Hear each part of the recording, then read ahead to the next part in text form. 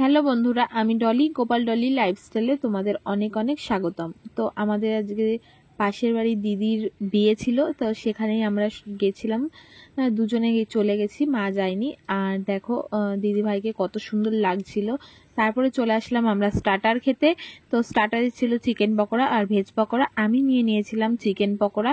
তো চিকেন পকোড়া নেওয়া হয়ে গেছে, চলো এবার দাঁড়িয়ে দাঁড়িয়ে দুজন মিলে খেয়ে নিই। আর দেখো খুব টেস্টি হয়েছে, আমার তো চিকেন পকোড়া খুব ভালো লাগে।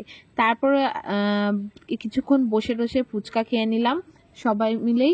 আমি একাই খাচ্ছিলাম, তারপরে ও খেয়েছে। লাস্টে আবার ওকেও একটা খাইয়ে দিয়েছি। তারপরে চলে যাব ডিনার করতে। তো ডিনারে ছিল কাবুল রোল। তো কাবুল রোল দিয়ে দিয়েছে, ভেতরটাই পুরো চিকেনের মতন তরকারি করে, মানে যাই হোক স্টাফিং ছিল। তারপরে হলো রাধা পল্লবী আর চানা মশলা। তারপরে সাদা ভাত আর তার সঙ্গে দই কাতলা। তো বেশ খেতে ছিল। তারপরে চলে আসলো পোলাও আর চিকেন কষা।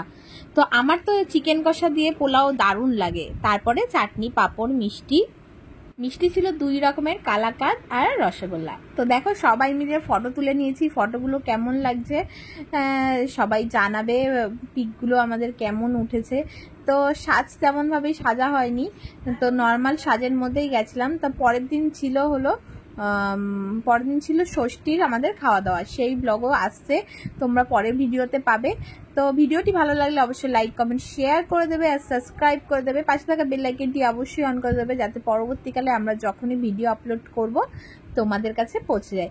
তো টাটা, দেখা হবে নেক্সট ভিডিওতে।